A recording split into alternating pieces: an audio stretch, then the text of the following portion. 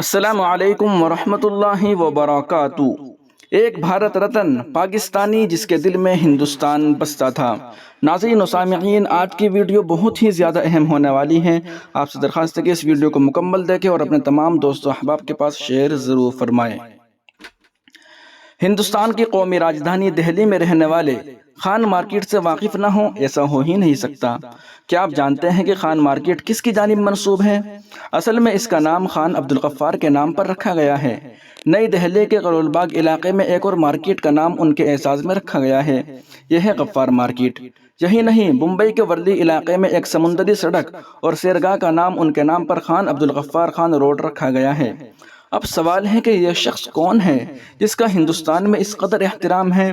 اس سوال کا جواب آپ کو مزید حیرت زدہ کر دے گا۔ آپ کو یہ جان کر حیرانی ہوگی کہ یہ شخص ایک پاکستانی تھا، حالانکہ وہ تقسیم ملک اور وجود پاکستان کے ہی خلاف تھا۔ ہندوستان کی آزادی کے لیے ایک طویل تحریک چلی اور مختلف عوامل نے مل کر اس ملک کو آزادی دلائی۔ مجاہدین آزادی میں سے جو شہرت کے حامل ہیں انہی لوگ جانتے ہیں، مگر بڑی تعداد ایسی مجاہدین کی ہیں جنہیں لوگ نہیں جانتے۔ خان عبدالغفار خان کو بھی ہندوستانی عوام کا ایک چھوٹا طبقہ ہی جانتا ہے، جنہوں نے مہاتما گاندھی کے کندھے سے کندھا ملا کر تحریک آزادی میں حصہ لیا۔ وہ افریقہ سے ہندوستان تک بابا قوم کے ساتھ رہے۔ بھارت رتن عبدالغفار خان کو بادشاہ خان اور سرحدی گاندھی کے القاب سے بھی جانا جاتا ہے۔ خان عبدالغفار خان 6 فروری 1890 کو اتمام-زئی میں پیدا ہوئے، جو اب پاکستان میں واقع ہے۔ پشتون عوام کے اندر بیداری کی روح پیدا کرنے اور ان کے اندر جذبہ حب الوطنی جگانے میں خان کا اہم کردار تھا۔ 1920 کی دہائی میں انہوں نے خدائے خدمتگار نامی تنظیم تشکیل دی اور اس کے ذریعے لوگوں کو ملک کی آزادی کے لیے عدم تشدد کا راستہ اختیار کرنے پر آمادہ کیا۔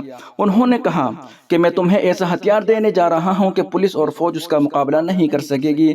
یہ رسول کا ہتھیار ہے، لیکن تم اس سے واقف نہیں۔ وہ ہتھیار صبر اور تقویٰ ہے۔ زمین کی کوئی طاقت اس کا مقابلہ نہیں کر سکتی۔ مہاتما گاندھی کے ساتھ انہوں نے اشتراک عمل کیا اور تحریک آزادی میں بڑھ چڑھ کر حصہ لیا۔ وہ دونوں جدوجہد آزادی میں ایک ایسے نظریات اور خیالات کا اشتراک کرتے تھے، ان کا اتحاد ملک کی سیکولر فطرت کی نمائندگی کرتا تھا۔ اس لڑائی نے سبھی مذہبی اور معاشی پس منظر سے تعلق رکھنے والے لوگوں کو انگریزوں کی حکومت سے لڑنے کے لیے اکٹھا کیا۔ مہاتما گاندھی کی طرح خان نے بھی اپنے علاقے میں تبدیلیاں کی۔ انہوں نے اسکول کھولنے سے لے کر خواتین کو تحریک میں شامل ہونے کی ترغیب دینے تک میں اہنسا کا راستہ اختیار کیا۔ اسی وجہ سے انہیں ان کے ساتھی امیر چند بمبولال نے فرنٹیئر گاندھی یا سرحدی گاندھی کہا اور وہ اسی لقب سے مشہور ہو گئے۔ مہاتما گاندھی کی طرح وہ بھی ہندوستان کے تقسیم کے خلاف سختی سے کھڑے تھے، مگر بدقسمتی سے ان کا مقصد پورا نہیں ہوا۔ ملک تقسیم ہوا اور پاکستان وجود میں آیا۔ جب انڈین نیشنل کانگریس نے خدائی خدمتگار کے رہنماؤں سے مشورے کیے بغیر تقسیم کے منصوبے کو قبول کرنے کا اعلان کیا تو انہوں نے گہرے دھوکے کا احساس کرتے ہوئے کانگریس کے رہنماؤں سے کہا کہ آپ نے ہمیں بھیڑیوں کے پاس پھینک دیا ہے۔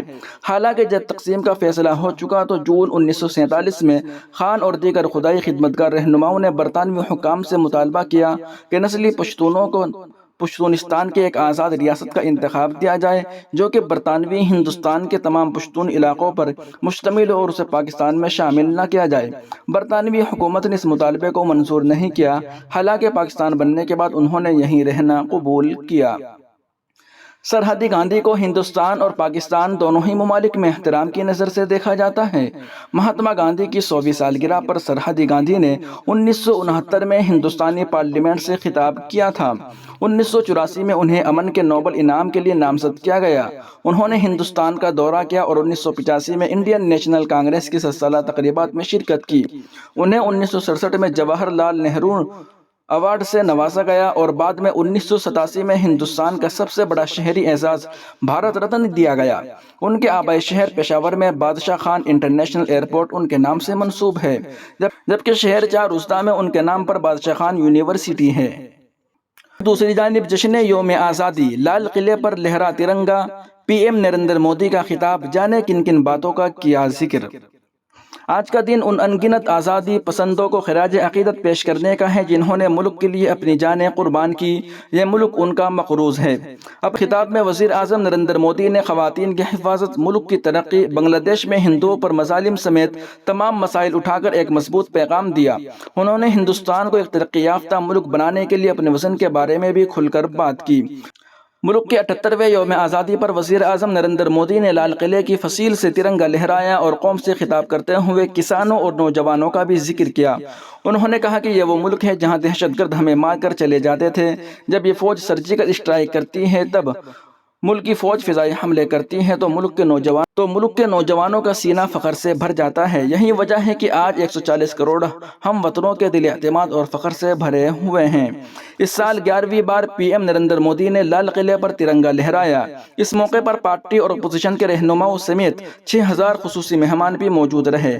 پی ایم نریندر مودی اپنے تیسرے دور میں پہلی بار یوم آزادی کے موقع پر ترنگا پرچم لہرانے والے تیسرے وزیر اعظم بن گئے ہیں۔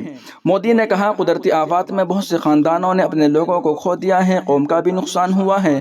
آج میں ان سب کے تئیں اپنی تعزیت کا اظہار کرتا ہوں اور انہیں یقین دلاتا ہوں بحران کی اس گھڑی میں ملک ان کے ساتھ کھڑا ہے۔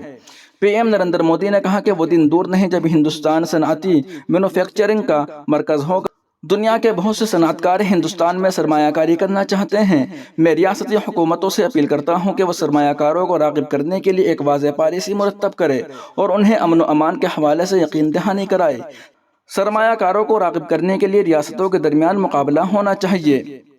بنگلہ دیش میں ہندوؤں کی حفاظت کو یقینی بنایا جائے۔ نریندر مودی نے کہا کہ ایک پڑوسی ملک کے طور پر میں بنگلہ دیش میں جو کچھ بھی ہوا اس کے بارے میں تشویش کو سمجھ سکتا ہوں۔ مجھے امید ہے کہ وہاں حالات جلد معمول پر آ جائیں گے۔ خاص طور پر 140 کروڑ ہم وطنوں کی فکر یہ ہے کہ وہاں کے ہندوؤں اور اقلیتوں کی فکر کو یقینی بنایا جائے۔ ہندوستان ہمیشہ چاہتا ہے کہ ہمارے پڑوسی ممالک خوشی اور امن کی راہ پر چلے۔ امن کے تئیں ہمارا عزم اور اقدار ہے۔ آنے والے دنوں میں ہندوستان بنگلہ دیش کی ترقی کے سفر میں شراکت دار بنے گا۔ پی ایم نریندر مودی ہر سال تقریباً 25,000 نوجوان میڈیکل کی تعلیم کے لیے بیرون ملک جاتے ہیں۔ ایسے ملکوں میں جانے کے بارے میں سوچ کر میں چونک جاتا ہوں۔ 5 سال میں میڈیکل کی 75,000 سیٹیں بڑھائی جائیں گی۔ پی ایم نریندر مودی نے کہا کہ یہ نہیں بھولنا چاہیے کہ آزادی کے کئی دہائیوں بعد بھی چلتا ہے کا رویہ رائج تھا۔ آپ کو موقع ملا ہے، لطف اٹھائے، اپنا وقت نکالے۔ کوئی ہنگامہ نہیں ہونا چاہیے۔ پتہ نہیں زندہ رہنے کا احساس کیوں آیا۔ لوگ کہتے تھے کہ اب کچھ نہیں ہونے والا۔ ہم نے ان کو بدلنے کی کوشش کی ہے۔ کہتے ہیں کہ اگلی نسل کے لیے کیوں کام کریں، لیکن ملک کے نوجوان تبدیلی چاہتے ہیں، وہ اصلاحات چاہتے ہیں۔ ہمیں ذمہ داری دی گئی اور ہم نے بڑی اصلاحات نافذ کی۔ غریب ہو، درمیانی ہو، بڑھتی ہوئی آبادی، نوجوانوں کے خواب دیکھنے چاہیے۔ ہم نے ان کی زندگیوں میں اصلاحات لانے کا راستہ چنا۔ میں ملک کو یقین دلاتا ہوں کہ اصلاحات کا عزم 4 دن کی تالیوں کے لیے نہیں، مجبوری میں ملک کی اصلاحات کو مضبوط کرنے والا نہیں ہوں۔ بدقسمتی یہ تھی کہ ہمیں آزادی ملی لیکن لوگوں کو ماں باپ کی کلچر سے گزرنا پڑا۔ حکومت سے مانگتے رہے، کسی کی سفارش کے لیے ہاتھ جوڑتے رہے۔ آج ہم نے گورنمنٹس کا وہ ماڈل بدل دیا ہے۔ آج حکومت خود اس کے گھر چولہا پہنچاتی ہے۔ آج حکومت خود ہی تمام اسکیمیں اس کے گھر پہنچاتی ہے۔ آج حکومت خود نوجوانوں کی ہنرمندی کے لیے بڑے بڑے اقدامات کرتی ہے۔ اس طرح ملک ترقی کرتا ہے، یہ ممکن ہے۔ دوستو، ملک میں نئے نظام بن رہے ہیں۔ نئے نظام پر ملک کا اعتماد بڑھتا جا رہا ہے۔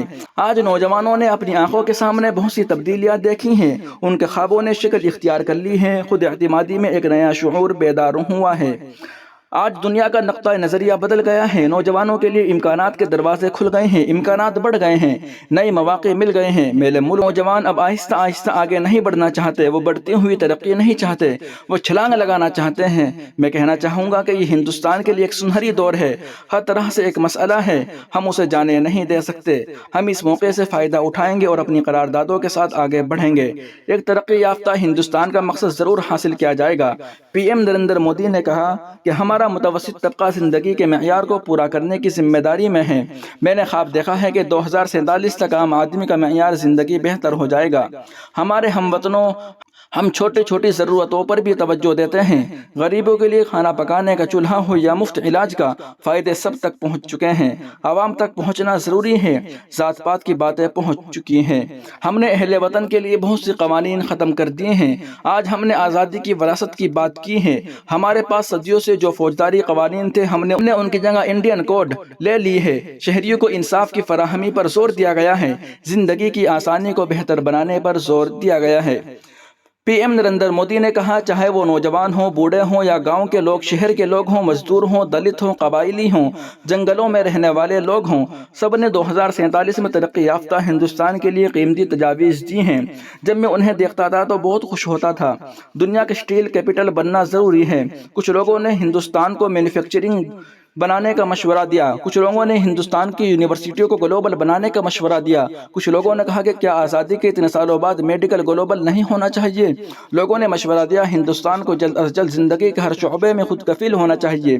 بہت سے لوگوں نے مشورہ دیا کہ ہمارے کسان جو موٹے اناج اگاتے ہیں اسے ہر گھر تک پہنچانا چاہیے۔ دنیا کی غذائیت ضروری ہے، مضبوط کیا جائے، کسانوں کو بااختیار بنانا ہوگا۔ لوگوں نے مشورہ دیا کہ حکومتی اصلاحات کی ضرورت ہے۔ کچھ لوگوں کا خیال تھا کہ جو انصاف کی فکر کرتے ہیں اس میں تاخیر ہو رہی ہے، تبدیلی کی ضرورت ہے۔ لوگوں نے خواب دیکھا ہے کہ ہندوستان کا خلائی اسٹیشن جلد از جلد تعمیر کیا جائے، کوئی کہتا ہے زیادہ دیر نہیں ہونی چاہیے۔ نریندر مودی نے کہا ہمیں پوری قوت کے ساتھ آگے بڑھنا چاہیے، اپنے خوابوں کو حاصل کرتے رہنا چاہیے، کام کو قریب سے دیکھیں، ہمیں اس سمت میں آگے بڑھنا ہے۔ کتنی بڑی تبدیلی آئی ہے، ہمارا 10 کروڑ روپے کی بہنیں خواتین کے سیلف گروپ سے وابستہ ہیں۔ ہمیں فخر ہے کہ عام گھرانوں کی 10 کروڑ خواتین معاشی طور پر خود مختار ہو رہی ہیں۔ وہ عورت جو خود انحصار بنتی ہیں، فیصلہ سازی میں حصہ لیتی ہیں، مجھے اس پر فخر ہے۔ مجھے اس بات پر بھی فخر ہے کہ ہماری CEO پوری دنیا میں اپنی طاقت دکھا رہا ہے۔ ہمارے لیے خوشی کی بات ہے کہ ایک طرف ہمارے CEO پوری دنیا میں شہرت کما رہے ہیں، دوسری طرف ویمن سیلف گروپ سے 1 کروڑ خواتین لکھ پتی دیدی بن گئی۔ دونوں ہی خوشی کی بات ہے۔ PM نریندر مودی نے کہا آج میں یقین دلاتا ہوں کہ ہم نئے جوش کے ساتھ آگے بڑھنے والے ہیں۔ اس طرح خاموشی سے بیٹھنا ہماری ثقافت میں نہیں ہے۔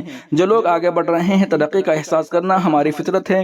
ترقی یافتہ ہندوستان کی ضرورت ہے۔ میں نہیں چاہتا کہ ملک کے نوجوان بیرون ملک تعلیم حاصل کرنے پر مجبور ہوں، وہ لاکھوں روپے خرچ کر کے باہر چلے جائیں۔ ایسی تعلیمی پالیسی ہونی چاہیے کہ نوجوانوں کو بیرون ملک جانا پڑے گا، زبان کی وجہ سے ملک کے ٹیلنٹ کو نہ روکیں، زبان رکاوٹ نہ بنے۔ ملک کے نوجوان مادری زبان کے بل بوتے پر بھی اپنے خواب پورے کر سکتے ہیں۔ PM نریندر مودی نے کہا کہ دوستو، آج بھی ہمارے ملک میں بچے میڈیکل کی تعلیم کے لیے باہر جا رہے ہیں، اس پر لاکھوں کروڑوں روپے خرچ ہو رہے ہیں۔ پچھلے 10 سال میں میڈیکل کی سیٹوں کی تعداد بڑھا کر 1 لاکھ کر دی گئی ہے۔ آج میں آپ کو بتاتا ہوں کہ اگلے 5 سال میں میڈیکل لائن میں 75,000 نئی سیٹیں بننی چاہیے۔ میرے ہم وطنوں، ترقی یافتہ ہندوستان 2047 بھی ایک صحت مند ہندوستان ہونا چاہیے۔ ایک صحت مند ہندوستان کے لیے بچوں کی غذائیت پر توجہ دینا ضروری ہے، ان پر خصوصی توجہ دینے کی ضرورت ہے۔ اس لیے نیشنل نیوٹریشن مشن شروع کیا گیا، زراعت کو بھی بدلنا ضروری ہے۔ ناظرین و سامعین، ان خیالات کا اظہار فرمایا ہے ہندوستان کے پردھان منتری وزیر اعظم نریندر مودی صاحب نے۔